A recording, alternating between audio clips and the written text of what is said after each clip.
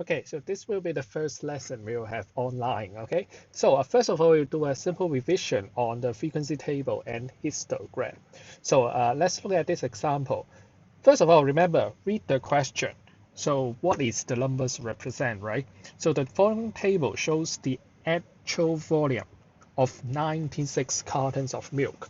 So you know they are volumes and they have unit, right? Liters. So you have the data here, okay, on the table. So first of all, I want you to construct a frequency distribution table with class boundaries and class mark. So remember, what you should fill in the first row are volume. And then remember, you have to put down a unit, liter. Okay, I will zoom in a bit. And then the second one is the class boundaries. Again, the unit is liter. And then it's the class mark, liter. And finally, the frequency. These are the things you have to put in on the first row. Sometimes you may have tally, okay, if you have to count. But for this one, you don't have to count because the frequency are given.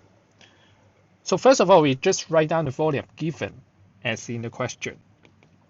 So these are the volumes. Oh, sorry. So you just fill them in.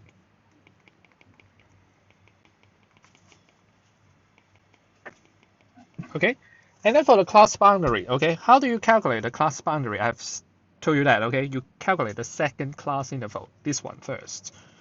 To calculate the lower class boundary, you take these two numbers, add them together, and then divide by 2, okay? So what you get is 0.99 plus 1 divided by 2, 0.995 liters. So that is 0.995. For upper class boundary, then you take these two numbers and find the average, add them up, and then divide by 2. So that will be 1.045. Another thing you have to calculate, remember, is the class width. Oh, class width. For the class width, you use the same kind of number, for example, the lower class boundary, and then you subtract the nearest 2. So for example, you calculate these two. The difference is 0.05 liter. So the class width is 0.05 liter. Remember, do not use 0.99 minus 0.95. That means you shouldn't use these two numbers to find the difference and find the class width. That is incorrect. Incorrect. Okay? You should always use same kinds of number, these two. Or you can use these two, 1.04 minus 0.99. That's also correct, but not these two.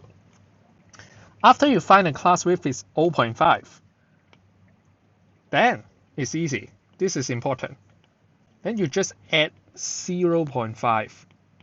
Okay, you see, add 0.5, add 0.5, add 0.5, add 0.5. And then for the upper one, subtract 0.5, and you get all the class boundaries. For this one, same. Okay, so you just add 0.5.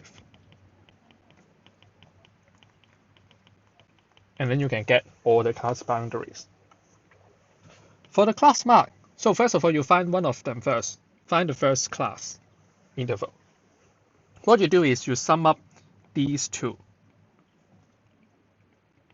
and then divide by 2. So that gives you 0.97. Again, after you find the first class mark, you can find the other by adding 0.05, the class width. So that is 1.02, 1.07, 1.12, 1.17, and 1.22. That will be your class marks. Finally, the frequency, you just copy from the question.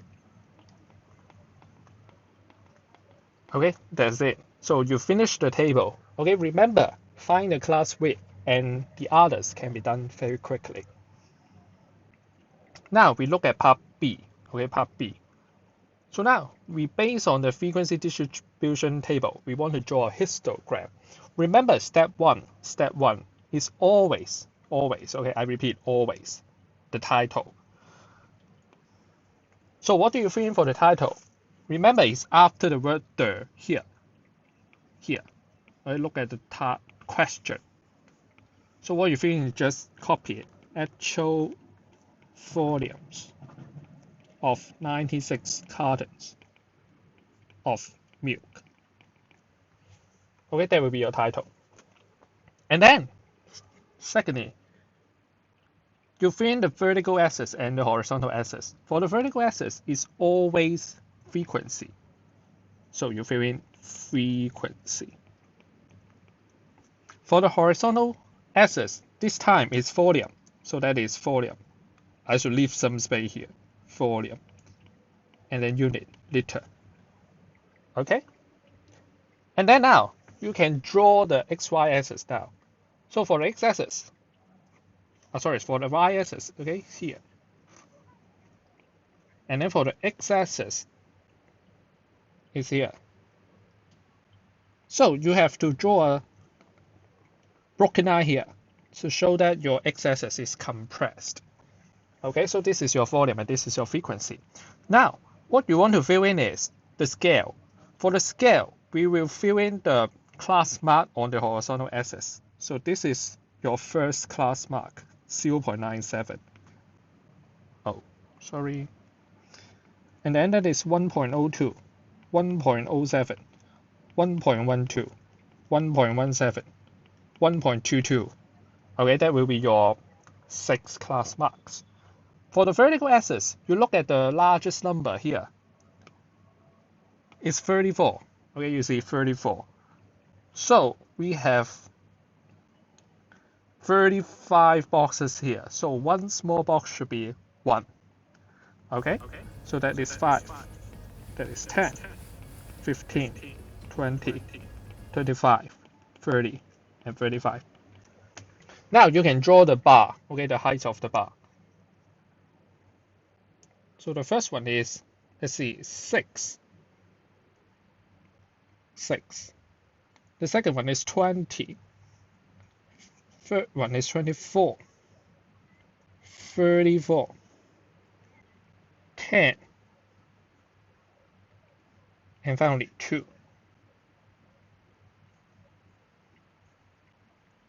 Okay, now we draw the horizontal bar. Okay, I'm missing something. Okay, this one should be here.